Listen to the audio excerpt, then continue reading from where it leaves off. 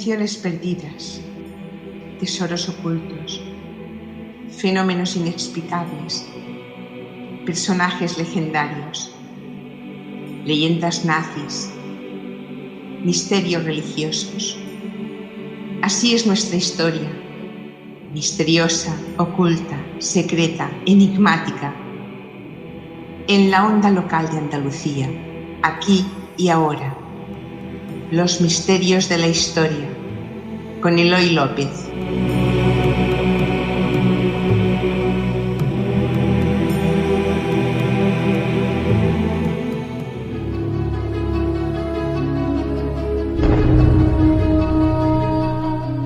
El desembarco en Francia de las fuerzas aliadas en junio de 1944 marcó el comienzo del fin de la Segunda Guerra Mundial, aunque Hitler, desoyendo toda previsión, ordenó a sus tropas que continuaran luchando a vida o muerte por la victoria.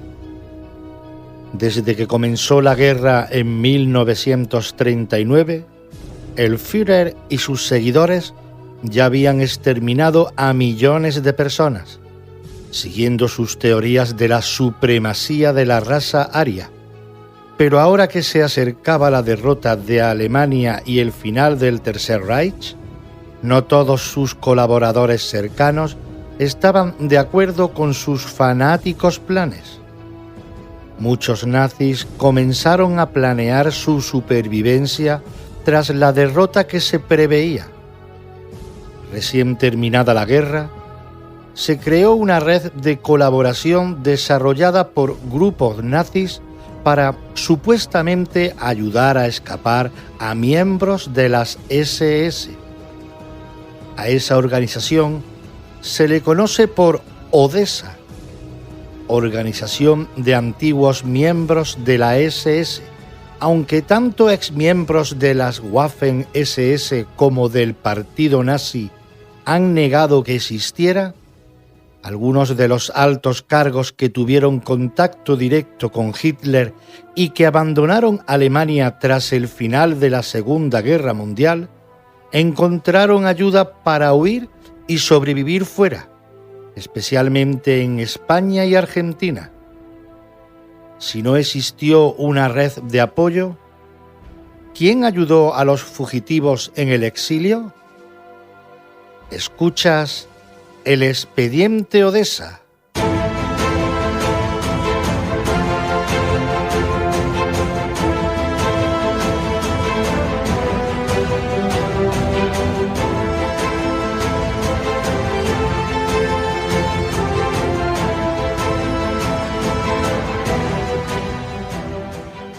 Poco después del día D, el 6 de junio de 1944, un grupo de los más importantes hombres de negocios alemanes, encabezados por Hjalmar Schacht, un banquero que había dirigido la economía de la Alemania nazi, se reunieron en el Hotel Maison-Gus de Estrasburgo, Francia, sin que el hasta entonces jefe supremo Adolf Hitler supiera nada. El propósito de esta reunión era encontrar una salida para todos los nazis y sus colaboradores después de la presumible derrota de Alemania, puesto que intuían que casi con toda seguridad todos los bienes y activos de Alemania caerían en manos de las fuerzas aliadas y los soviéticos.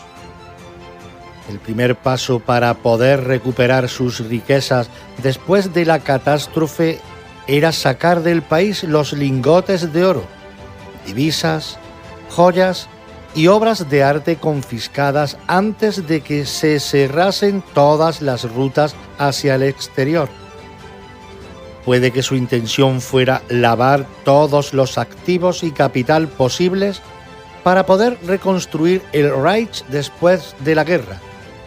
Sin embargo, según un documento hallado sobre esta reunión, los hombres citados en el Hotel Maison-Gus sentaron las bases para crear una organización internacional que tendría como objetivo ayudar a los jerarcas nazis a escapar de Alemania y proporcionarles fácil acceso a los tesoros escondidos fuera del país.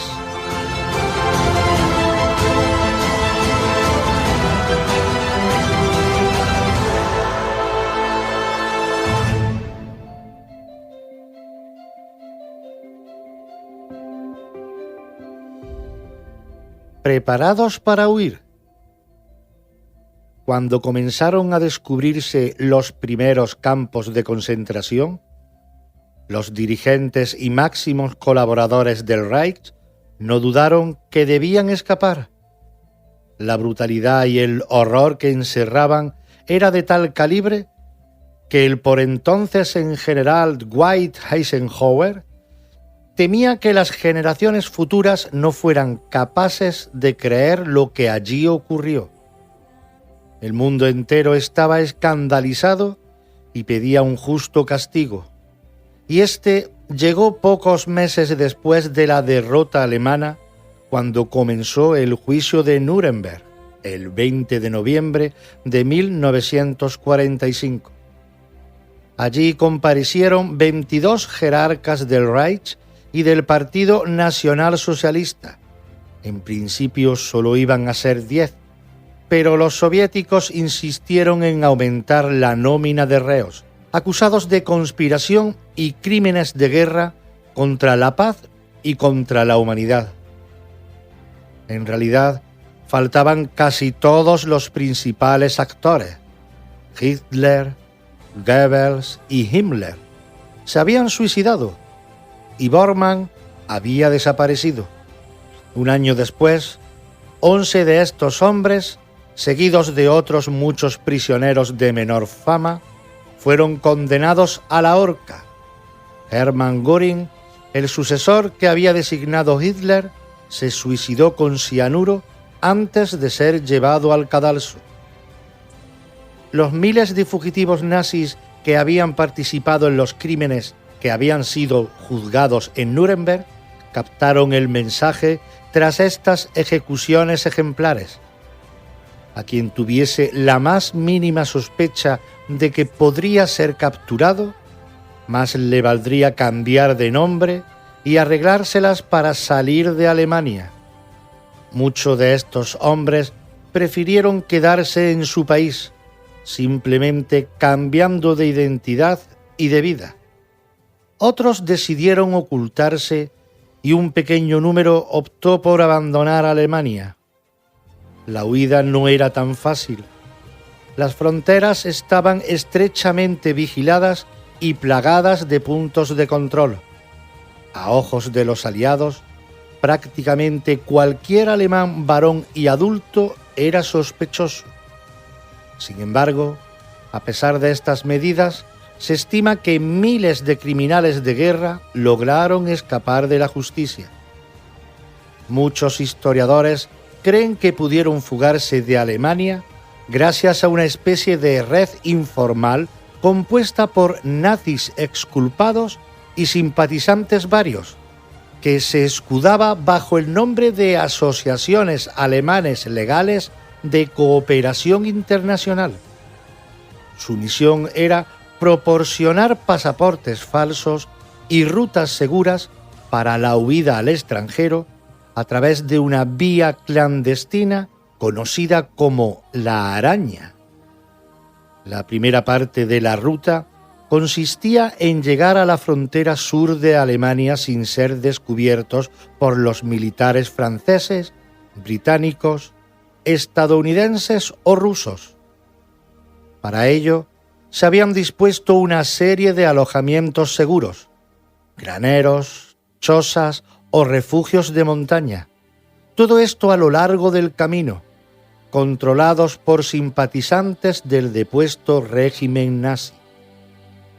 Desde allí, los fugitivos cruzaban los Alpes por caminos fronterizos y pasaban a Austria o Suiza y después a Italia.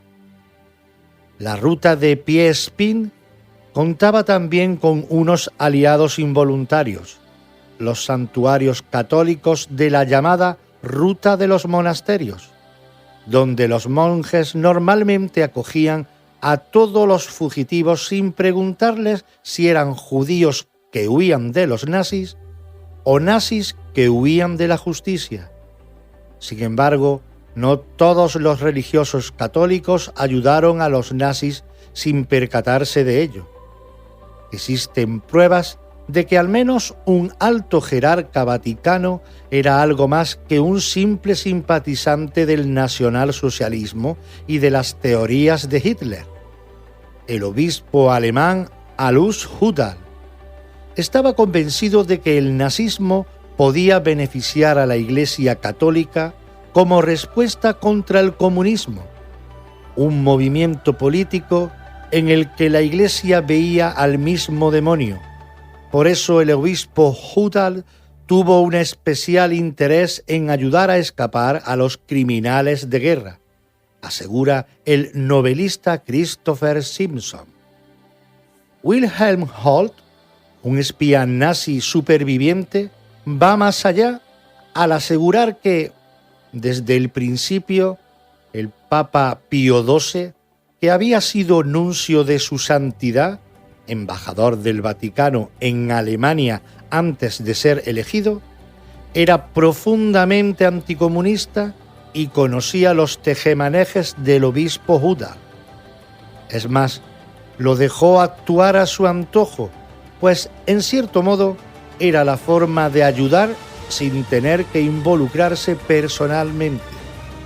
Por el contrario, hay quienes afirman, como Eli Rosenbaum, alto cargo de la Oficina de Investigaciones Especiales del Departamento de Justicia de Estados Unidos, que a pesar de las actividades de algunos miembros de la jerarquía católica, no era esta la política oficial del Vaticano.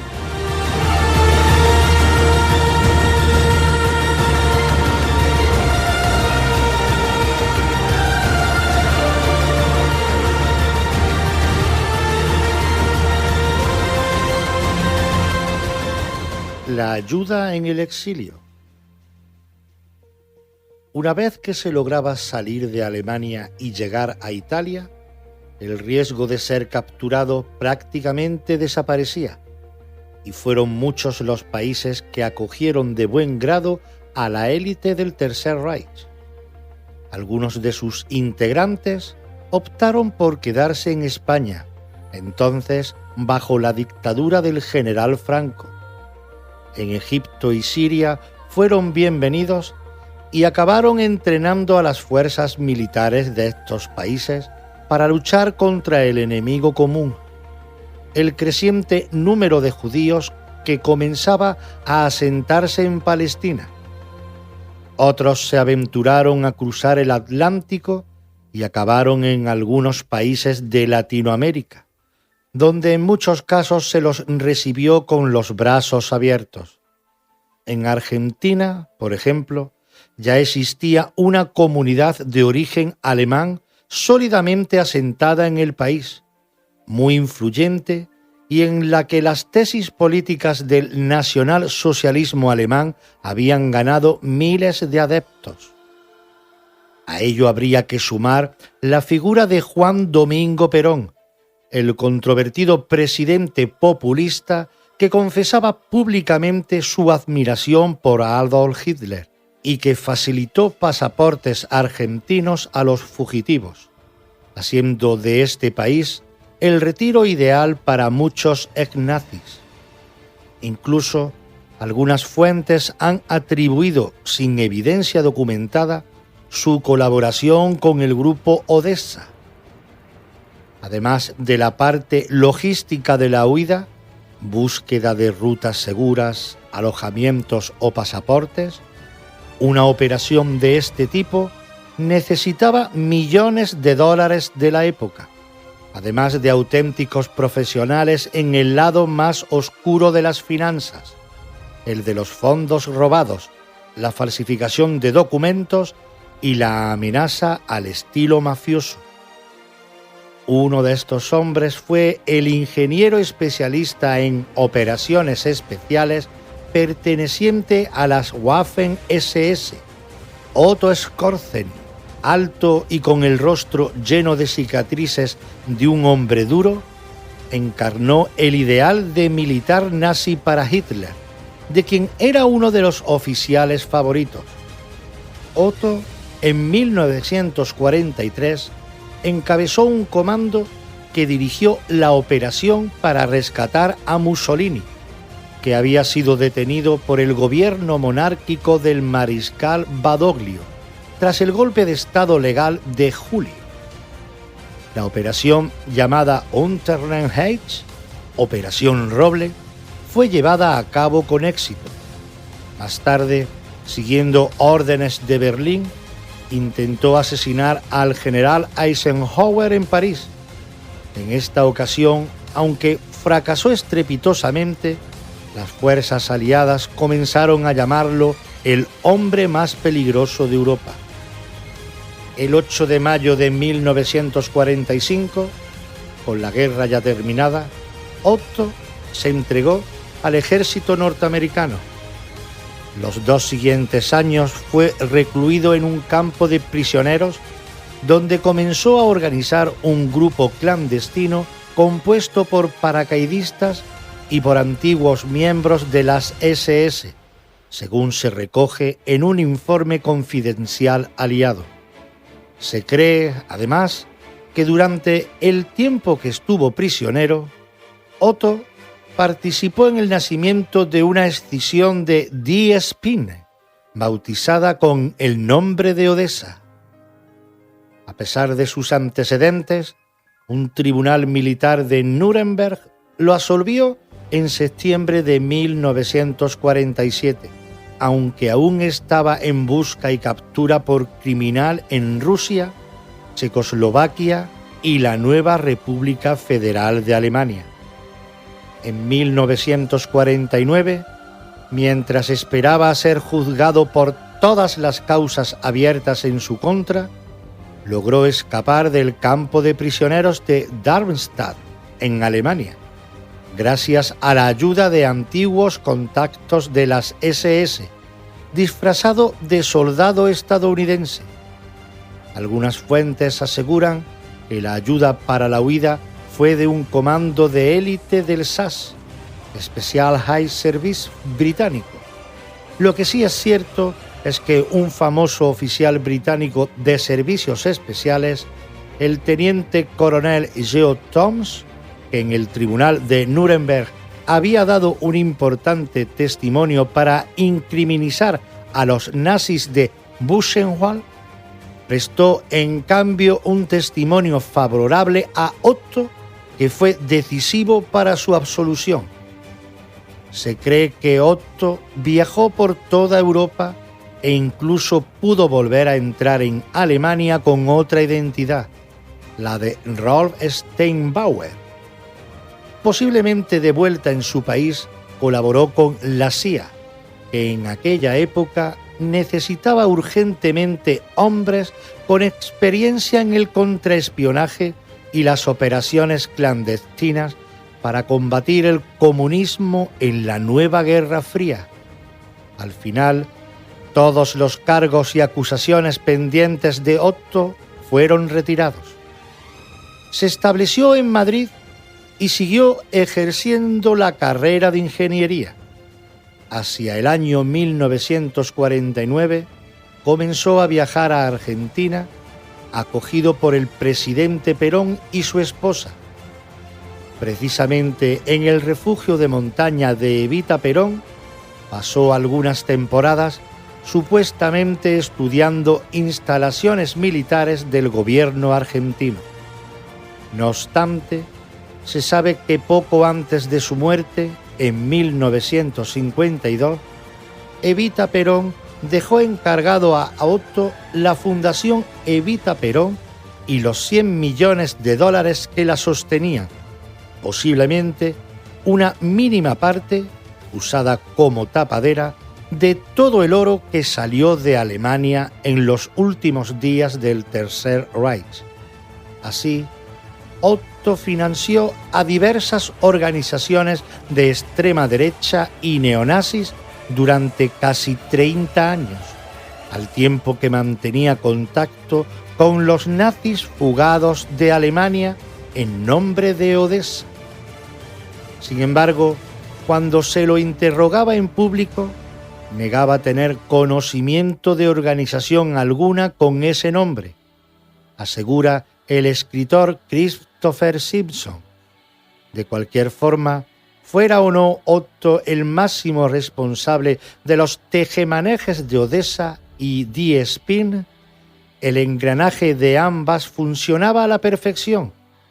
Los nazis seguían huyendo de Alemania y las riquezas del régimen estaban ya también seguras en bancos extranjeros.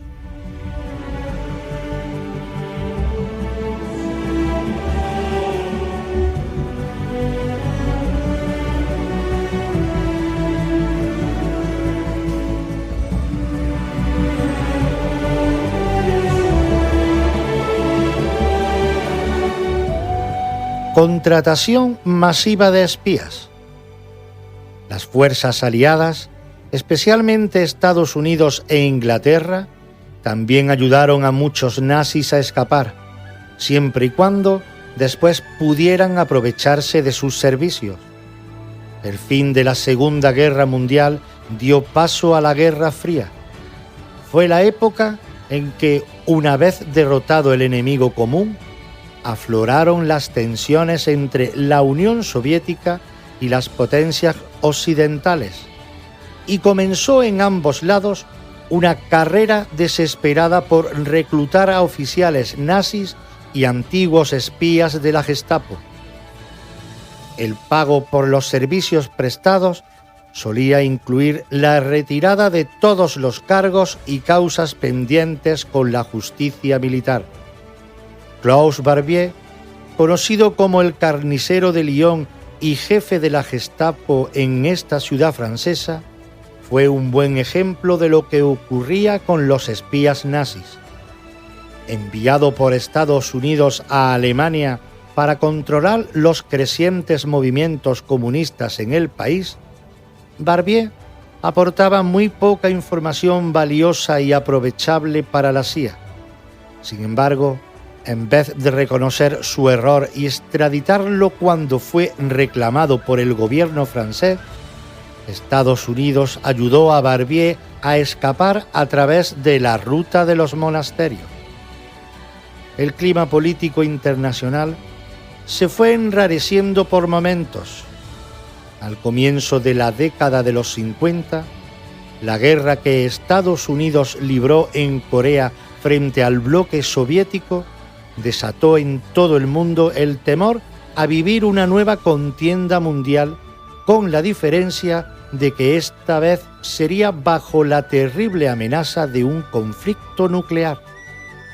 Mientras la opinión pública y las autoridades de las potencias ganadoras en la Segunda Guerra Mundial dejaban de lado las causas pendientes por crímenes de guerra, los antiguos nazis que aún quedaban en Alemania vieron su última oportunidad para escapar, hasta el punto de que Simon Wiesenthal, probablemente el casanazis más célebre de la historia, dijo en una ocasión que los únicos que realmente sacaron algún provecho de la Guerra Fría fueron los criminales de guerra alemanes.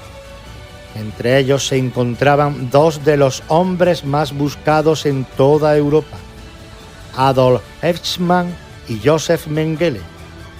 El teniente coronel de la SS Adolf Eichmann no era un dirigente nazi que interviniera en las decisiones políticas de la solución final, eliminación total de los judíos de Europa. Ni siquiera un alto mando de los que dirigieron su puesta en marcha y ejecución. Era un eficaz mando intermedio de la rama logística, el encargado del transporte de víctimas hacia los campos de exterminio, uno de los engranajes del infame mecanismo del genocidio, sin cuya labor profesional no se habrían podido alcanzar los elevadísimos números de muertos, cifrados en 6 millones.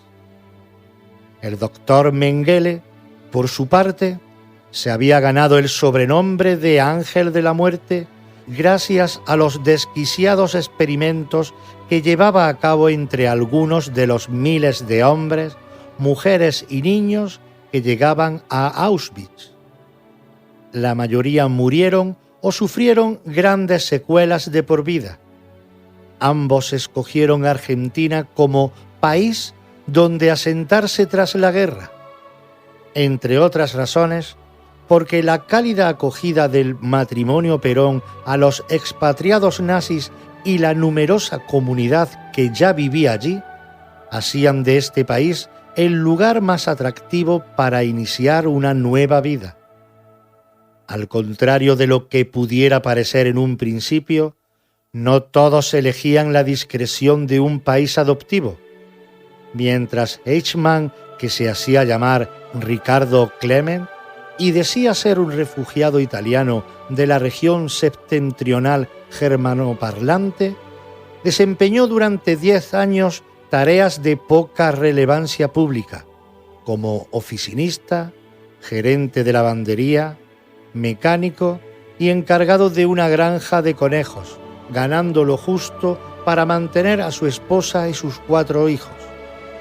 A finales de los años 50, Mengele se movía por Buenos Aires con su nombre auténtico y llevaba una activa vida social, debida en parte a que, a diferencia de la mayoría de los nazis fugitivos, provenía de una familia acomodada y no dependía, pues, de organizaciones como Odessa.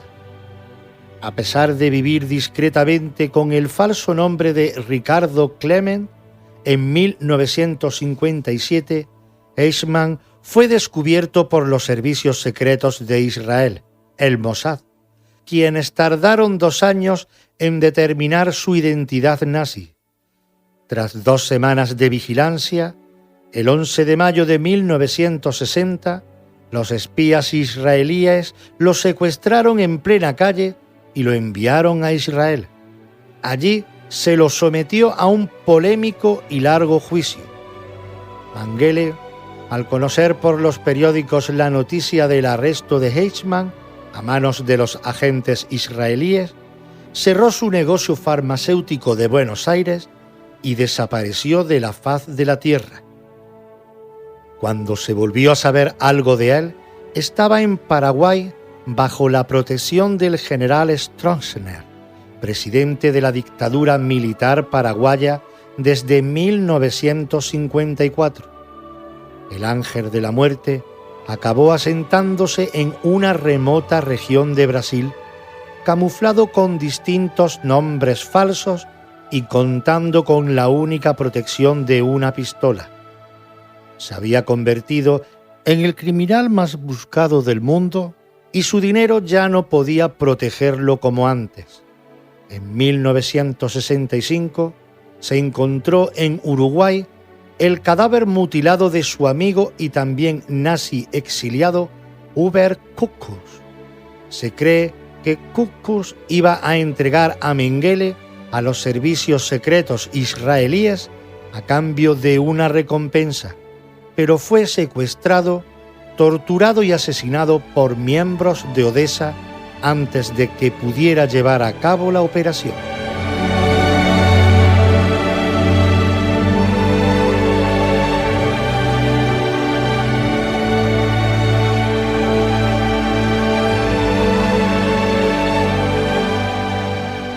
Los perseguidores.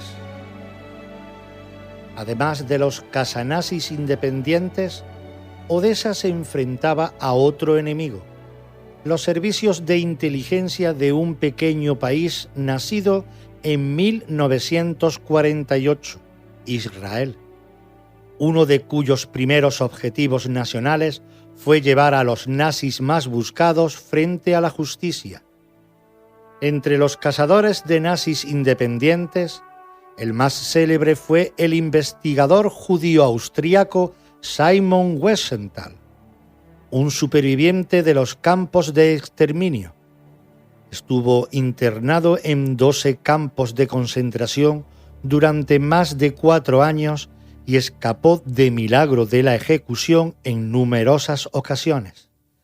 Este dedicó más de 50 años de su vida a localizar, identificar y encarcelar a criminales de guerra nazis que se encontraban fugitivos. De profesión arquitecto, fue su libro publicado en 1967, Los asesinos entre nosotros, el que desveló la existencia de Odessa al gran público. Según Simon, la primera vez que oyó hablar de esta organización secreta fue en boca de un antiguo oficial de los servicios secretos alemanes que conoció en los juicios de Nuremberg. Posteriormente, gracias a esta fuente, de la cual nunca reveló el nombre, y a sus exhaustivos trabajos de investigación, Simon consiguió localizar e identificar en 1954 en Buenos Aires a Adolf Eichmann e informó de ello al Centro de Investigación del Holocausto Yad Vashem en Israel. Finalmente el prófugo fue capturado por el Mossad. Sin embargo, el jefe del Mossad, Isser Harel, aseguró en varias ocasiones que Simon no tuvo ningún papel en la captura de Adolf Eichmann. Fuera o no cierto, gracias a las investigaciones de Simon, se pudieron localizar y llevar ante la justicia a más de 1.100 criminales de guerra y reos de la humanidad en todo el mundo. Él murió durmiendo el 20 de septiembre del 2005 a los 96 años, de los cuales 58 dedicó a perseguir a los responsables del genocidio judío.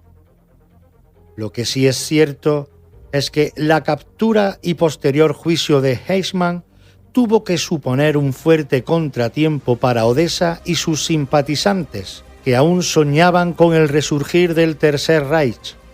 Pero aún fue peor el temor a que Eichmann contara datos comprometedores para la causa nazi.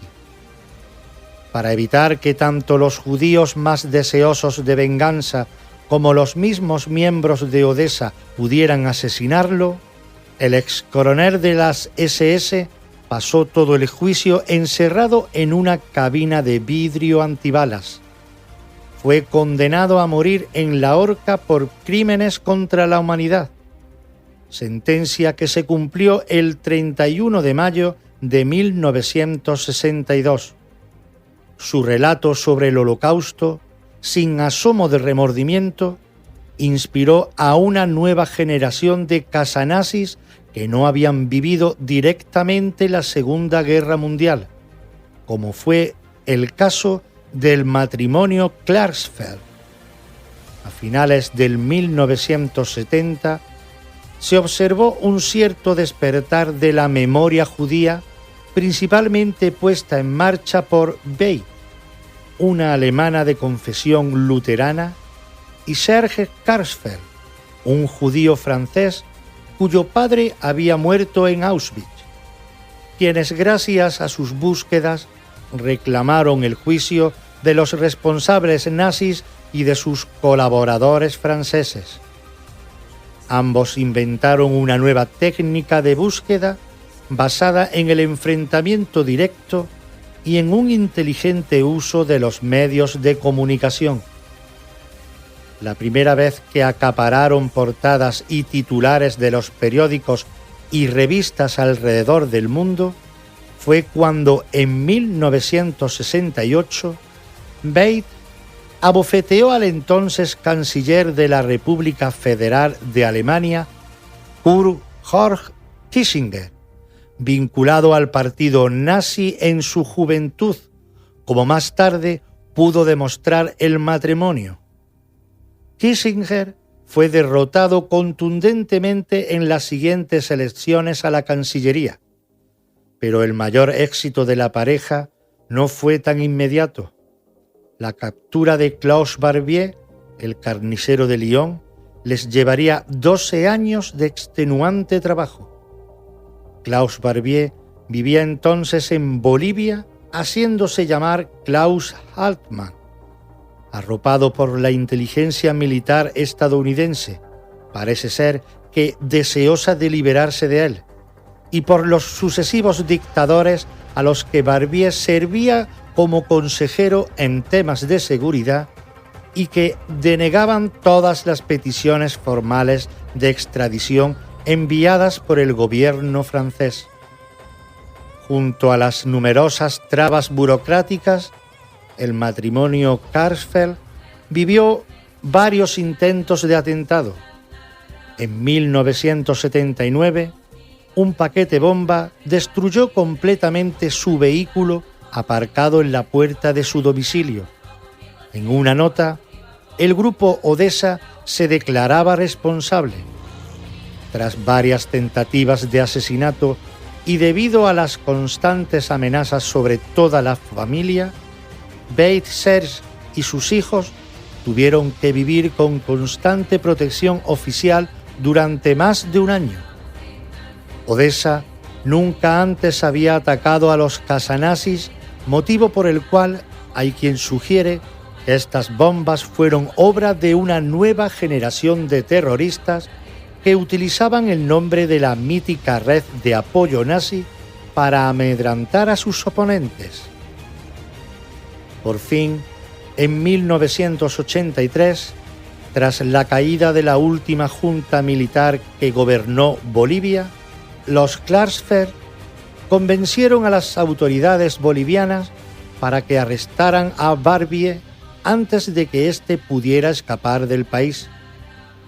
Ya en prisión, Klaus Barbier se empeñó en negar su identidad, pero un rápido proceso de extradición a Francia, facilitado por el presidente Hernán Siles Suazo, lo llevó de nuevo al escenario de sus atrocidades, Lyon, donde lo esperaba un juicio tan espectacular como el de Eichmann en Israel.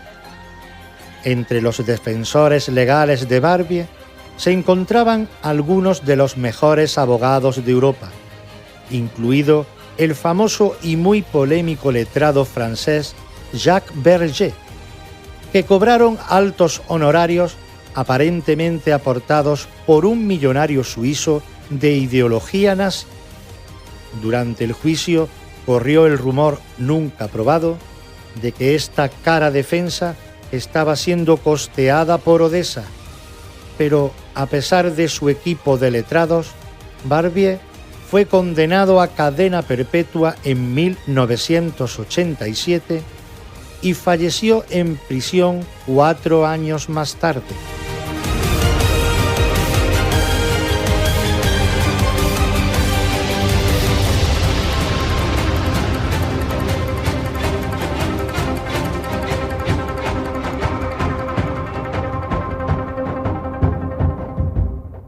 Nazis en Estados Unidos y Suiza. Estados Unidos mantuvo una actitud ambigua respecto a los nazis fugitivos. Durante algunos años después de la guerra, el gobierno estadounidense permitió la entrada en el país de antiguos nazis, en su mayoría científicos, cuyos conocimientos fueron de utilidad en el campo militar de la información o de la carrera espacial. Esta política de acogida fue completamente suprimida en 1979 con la creación de una oficina de investigaciones oficiales dependiente del Departamento de Justicia. A partir de ese momento, ningún miembro del partido nazi sospechoso de haber cometido crímenes de guerra podría permanecer impunemente en Estados Unidos. Esta oficina ha llegado a investigar a más de 500 personas a la vez y ha llevado a juicio a decenas de criminales de guerra. A los condenados se les retiraba la ciudadanía estadounidense y eran deportados o extraditados. Casi 5 décadas después de su creación, Odessa depararía aún alguna sorpresa.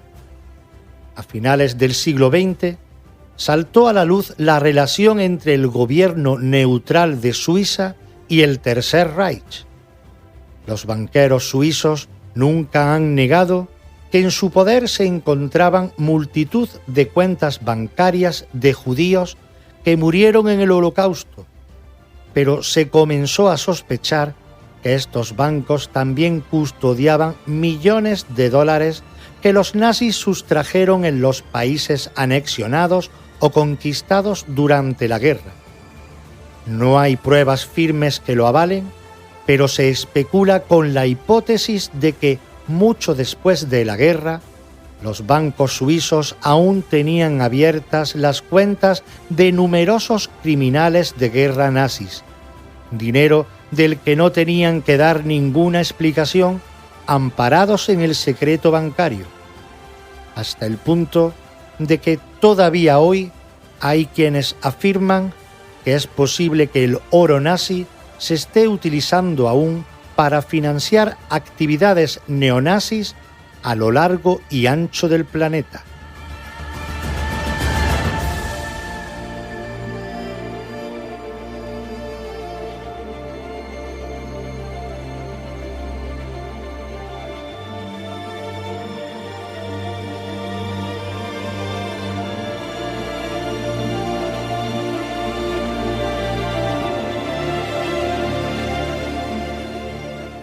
Un puzzle sin encajar, persistentemente negada por algunos y ardientemente defendida por otros como una organización secreta cuyo objetivo no era solo rescatar a sus camaradas de la justicia de la posguerra, sino fundar un cuarto Reich capaz de hacer realidad los sueños de Hitler. Lo cierto es que, en opinión de muchos expertos, las piezas dispersas del rompecabezas de Odessa aún no han terminado de encajar. Con el paso del tiempo, la generación que creó Odessa ha desaparecido. Otto, el supuesto cerebro de la organización, murió de cáncer en Madrid en 1975 y Josef Mengele se supone que falleció en 1979, ambos, sugieren algunos, protegidos en todo momento por Odessa. No obstante, más de medio siglo después, algunos historiadores y testigos de aquella época aseguran que la amenaza del nacionalsocialismo no se erradicó por completo tras la victoria aliada en la Segunda Guerra Mundial. En esta línea argumental, en 1972, el famoso escritor británico Frederick Forsyth publicó una novela inspirada en las actividades e historia de esta organización secreta titulada Odessa, donde un reportero de Hamburgo, tras el suicidio de un viejo judío, intenta encontrar una red de ex-nazis en la Alemania moderna. La novela de Frederick, que usa técnicas de investigación periodísticas debido a su experiencia como corresponsal de la agencia Reuters en la década de 1960, atrajo inmediatamente la atención de millones de lectores en todo el mundo sobre esta especie de Reich en la sombra. Por el contrario, también hay quienes, como el ex espía nazi William Holt, opinan que Odessa como organización fue sobrevalorada por los periodistas de la época. Funcionaba más bien, afirma, como una especie de institución benéfica para facilitar la huida de Alemania a los líderes nazis en peligro de ser juzgados. El escritor e investigador Christopher Simpson también cree que hay bastante mitificación tras esta red.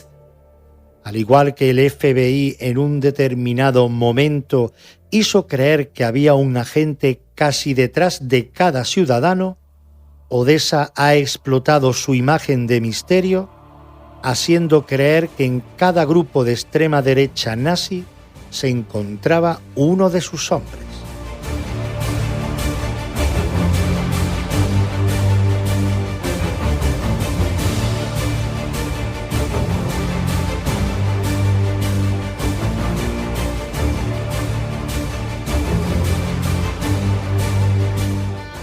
Curiosidades de la historia. Los romanos también hacían grafitis. Los arqueólogos británicos que se encontraban trabajando en las ruinas del fuerte romano de Vindolanda debieron de quedarse pasmados al ver una piedra con un pene tallado y un insulto.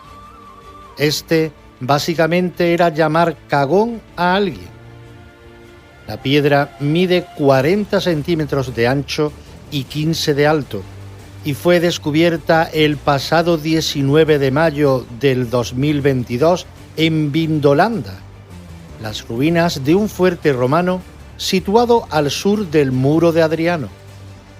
Esta estructura fortificada servía de frontera norte del Imperio Romano y se construyó a lo largo de Inglaterra para defender a la Gran Bretaña romana de los pictos no conquistados de Caledonia, formada por la actual Escocia y parte del norte de Inglaterra.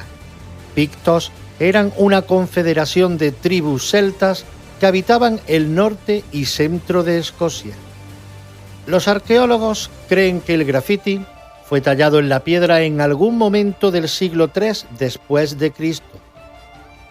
Dylan Herbert es un bioquímico jubilado de Gales que trabaja de manera voluntaria en la excavación. Fue él quien dio con el grafiti, una piedra que no hacía más que estorbarle en su tarea, pues tropezaba continuamente con ella. Cuando tuvo permiso para retirarla, Herbert encontró lo que encontró. Por detrás parecía como todas las demás, una piedra muy corriente, pero cuando le di la vuelta me sorprendió ver unas letras claras, dijo Herbert en un comunicado. Solo después de quitar el barro me di cuenta de la magnitud de lo que había descubierto y me quedé absolutamente encantado. Aunque de primeras lo que más llamó la atención de la piedra es el falo, lo que más interesó a los investigadores fue la inscripción que lo acompaña. Los expertos reconocieron la frase Secundinus Cacor, que es una abreviatura de Secundinus Cacator, que se traduce como Secundino el Cagón. La recuperación de una inscripción, un mensaje directo del pasado, es siempre un gran acontecimiento en una excavación romana, dijo en el comunicado Andrew Birley, director de las excavaciones y consejero delegado del Vindolanda. Pero este realmente nos hizo levantar las cejas cuando desciframos el mensaje en la piedra. Encontrar la talla de un pene en una ruina romana no es algo raro, y es que este tipo de representaciones era frecuente en el Imperio Romano. De hecho, es el 13º falo que se encuentra en la excavación de Vindolanda, y eso que solo se ha excavado por completo la 4ª parte del yacimiento. En junio del 2021 se descubrió en la zona una talla de un jinete desnudo y un miembro expuesto. Los falos eran símbolos de buena suerte o fertilidad, y por eso se solían tallar, apuntan los autores del descubrimiento en un comunicado. En este caso, la intencionalidad sería otra, la de insultar a alguien. Los autores han señalado que la profundidad de las líneas grabadas en la roca sugiere que el artista pasó mucho tiempo trabajando en la piedra, lo que pone de manifiesto la inquina que le tendría al tal Secundino. La piedra estaba colocada, además, en un lugar visible de la fortaleza. De esta manera, el receptor del mensaje sería eficazmente avergonzado, así, a la vista de todos. La nueva talla es el equivalente romano a hablar mal de alguien en las redes sociales hoy en día, escribieron los investigadores en el comunicado. Su autor tenía claramente un gran problema con Secundinus y tenía la suficiente confianza para anunciar sus pensamientos públicamente, dijo Birley. No tengo ninguna duda de que a Secundino no le habría hecho ninguna gracia ver esto cuando paseaba por el lugar hace más de 1700 años.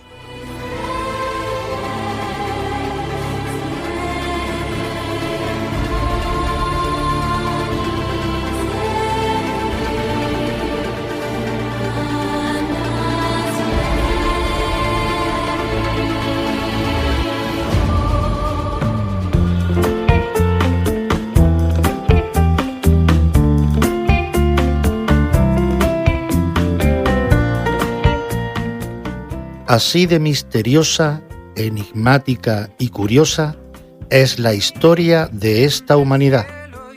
Os esperamos en el próximo programa, aquí, en la onda local de Andalucía y en Radio Sintonía. También nos puedes escuchar en laradioaburrida.es. Los misterios de la historia.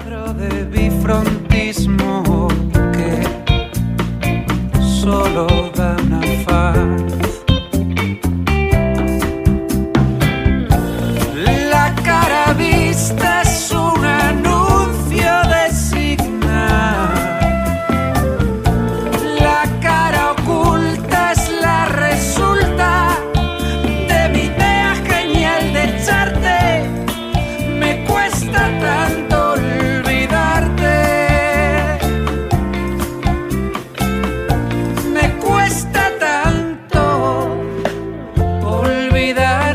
Cuesta tanto olvidar 15.000 encantos, es mucha sensatez